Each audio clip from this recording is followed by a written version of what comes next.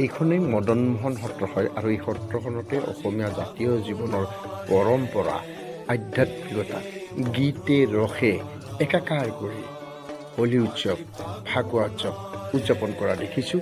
তেতিয়াহ'লে বলক আমি কিছু কাৰ্যসূচী উপভোগ কৰোঁ। ফাকুৱা বা হোলী উৎসৱৰ যি পবিত্ৰতা, এই একেই পবিত্ৰতালৈ এই সৰু সৰু ল'ৰা ছোৱালীবোৰে মনৰ ৰঙৰ আবিৰ ছটিয়াই একেধৰণে মদন মোহন সত্ৰৰ ৰাইজেও সত্ৰৰ সন্মুখত এনেকৈ হোলীৰ উৎসৱ বা ফাকুৱা উৎসৱৰ আনন্দ উপভোগ কৰা এয়া দৃশ্যাৱলী দেখিছে। ইয়াত তাৰেই প্ৰতিচ্ছবি। আজি ফাকুৱা উৎসৱ বা দৌল উৎসৱৰ সামৰণি অনুষ্ঠান হিচাপে বৰপেটা সত্ৰৰ অন্তৰ্গত যিবিলাক সত্ৰ আছে সেইবিলাকত কিছু নীতি নিয়ম বা পৰম্পৰা জড়িত হৈ আছেহি। যেনে ধৰক বেদীৰ পৰা গোসাঁইক নমাই শুৱেৰী, যিটো শুৱেৰী অনুষ্ঠান বুলি কোৱা হয়, গোসাঁইক ফুৰাবলৈ নিয়া হয়। তাৰ পিছতে সন্ধিয়া নামঘৰত সমূহ ৰাইজে একত্ৰিত হৈ লাৰু খোৱা নিয়ম। ইয়াত হোলী বা ফাকুৱা উৎসৱৰ যিটো শুৱেৰী অনুষ্ঠান, এই শুৱেৰী অনুষ্ঠানটো যোৱাৰ পিছতে সন্ধিয়া নামঘৰ বা সত্ৰসমূহত লাৰু খোৱাৰ নিয়ম যিহেতু পৰম্পৰা আছে, গতিকে ইয়াত দেখিছে সত্ৰৰ সন্মুখত বিশেষকৈ আইসকল আহি হোলী গীত বা তেনেকুৱা আধ্যাত্মিক নামৰ জৰিয়তে তেওঁলোকে মনৰ আনন্দ কৰি চাউলৰ গুড়ি তৈয়াৰ কৰাত ব্যস্ত হৈ পৰা আমি দেখিছোঁহি। এয়া তাৰেই দৃশ্যাৱলী নহয় জানো? দৌলৰ লাড়ু প্ৰস্তুত কৰাৰ বাবে এওঁলোকে প্ৰস্তুতি চলোৱা দেখিছোঁ।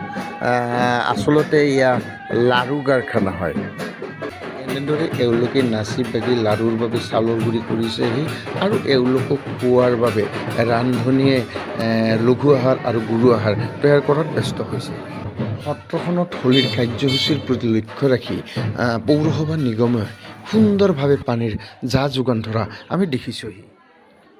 হোলী বা ফাকুৱা উৎসৱৰ মাজতে মদন মোহন সত্ৰত এই হোলী সম্বন্ধে কিছু কথা জনাৰ বাবে বলকচোন আমাৰ সকলোৱে পৰিচিত তথা মোৰ মৰমৰ ৰাজেশ দাস ডাঙৰীয়াৰ জৰিয়তে কিছু কথা জানি লওঁহি। যিটো এই ফাকুৱা উৎসৱৰ সামৰণি অনুষ্ঠানত যিটো আমি শুৱেৰী বুলি কওঁ, এই সম্বন্ধে দুআষাৰ আপুনি বক্তব্য ৰাখকচোন। নমস্কাৰ, মই ৰাজেশ দাস। আচলতে অন্যান্য বছৰৰ দৰে এইবেলিও তাৰমানে আমি মদন মোহন সত্ৰই সমগ্ৰ অসমৰ লগতে আমি মদন মোহন সত্ৰই তাৰমানে আমি এই ফাকুৱা উৎসৱটি পালন কৰিবলৈ লৈছোঁ। এইবাৰ তাৰমানে ফাকুৱা উৎসৱটি তিনিদিনীয়া কাৰ্যসূচী আমি ৰাখিছোঁ। তিনিদিনৰে আমি প্ৰথম দিনা গণ উৎসৱ আমি পালন কৰিছোঁ। তাত আমাৰ বিভিন্ন কাৰ্যসূচী আহিছিল। আমি আয়োজকসকলে পানী তুলিব যোৱা এই প্ৰগ্ৰামটো আমি ৰাখিছিলোঁ। সন্ধিয়া আমি আয়োজকসকলে কৃষ্ণৰ বিয়াৰ কাৰণে যি পানী তোলা আমাৰ পৰম্পৰা এটা আছে, সেই পৰম্পৰা ৰক্ষা কৰি আমি পানী তুলিব গৈছিলে। আৰু তাৰ পিছে যিখিনি ধৰি লওক আমাৰ ব্ৰাহ্মণৰ বা পুৰোহিতৰ দ্বাৰা যিখিনি কাৰ্য হয় সেইখিনিও আমি কৰিছোঁ। তাৰ পিছতে আমি বাকী আজি সামৰণি অনুষ্ঠান শুৱেৰী বুলি কয়, শুৱেৰীটো আমি বৰপেটা সত্ৰৰ অনুযায়ী বৰপেটা সত্ৰৰ নিৰ্দেশ মৰ্মে সেই যিখিনি সময়ত গোসাঁই তাৰ পৰা নামাব, আমিও ঠিক তেওঁলোকৰ নিৰ্দেশ মতে আমিও ইয়াতে মদন মোহন সত্ৰত আমি ঠিক তেনেকৈ হেৰি কৰিম। আৰু আমি গোসাঁই লৈ শুৱৰী পথাৰলৈকে যাম।